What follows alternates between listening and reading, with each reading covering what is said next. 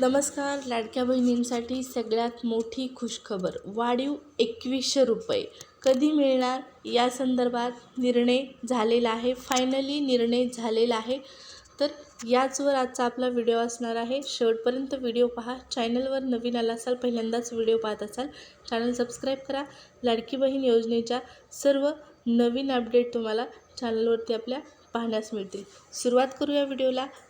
मुख्यमंत्री माझी लाडकी बहीण योजना वाढवण्यात आलेले 2100 रुपये महिलांना देण्याचा निर्णय घेतलेला आहे सरकारने.